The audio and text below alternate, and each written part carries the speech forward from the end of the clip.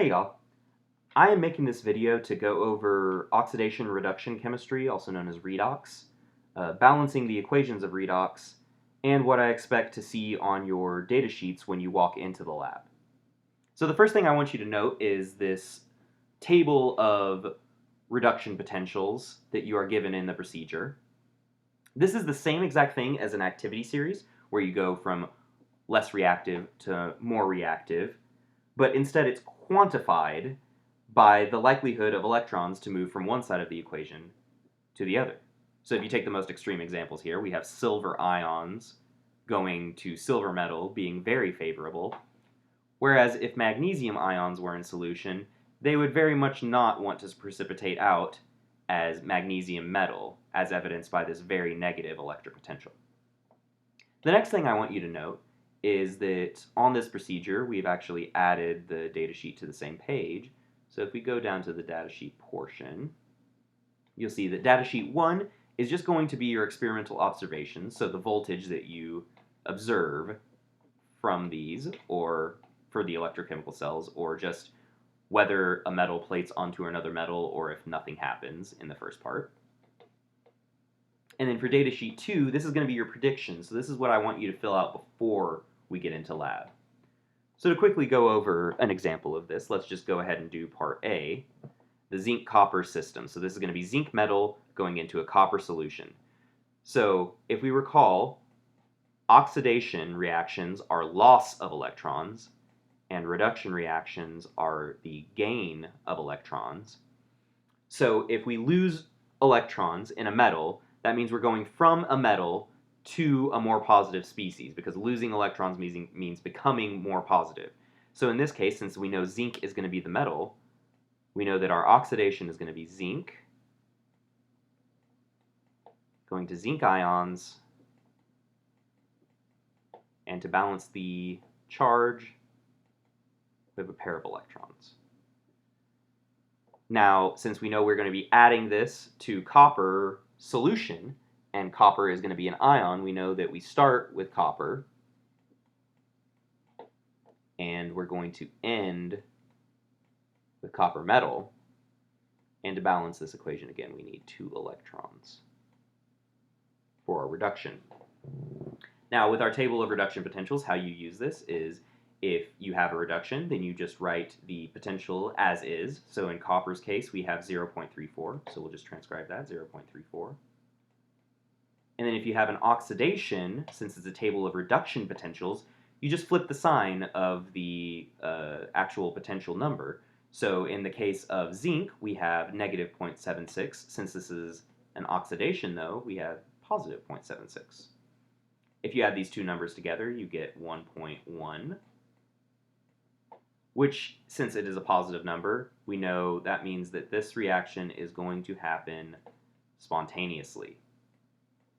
Now, if we add these two reactions together, just like in any algebraic addition of two equations, we can get rid of like terms. So we have 2 electrons on this side and 2 electrons on this side.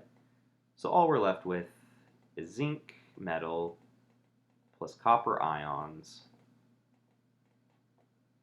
gives us zinc ions and copper metal. So the copper is going to plate onto the zinc. And then I want you guys to fill out for the lead copper system and the zinc lead system, I want y'all to fill out everything before you get into class as well. For the second part of this, this is simply just transcribing, so ions from ease of reduction to hardest, so most easily reduced, hardest to reduce, and then oxidation is the opposite of reduction, so we have most easily oxidized, most difficult to oxidize. Now for part 2, we're going to have metals placed into their own electrolyte solutions and then connect them by a salt bridge and a copper wire to create a voltaic cell. So to illustrate this, I'm going to go over the second example of the iron-copper electrochemical cell. Instead of knowing which one's metal and which one is ion, we know that they're both metal and ion in their respective beakers, or test tubes in y'all's case. So instead, we're just worried about what is spontaneous. So we want this number and this number to both be positive. So for the copper half-cell reaction, we can see that copper spontaneously wants to be reduced because this is a positive number. So we can just write this as is, copper ions and a pair of electrons converting into copper metal, and write that reduction potential as is because it's already a positive number. Now for iron, because it is more likely to be oxidized than reduced, we're instead going to flip this equation and flip the sign of this potential. So we have iron metal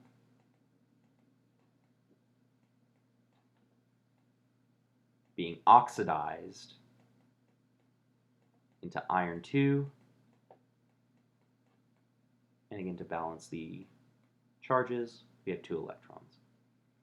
Now again, since this is an oxidation and we have a table of reduction potentials, we're just going to transcribe the opposite of this, so 0.44.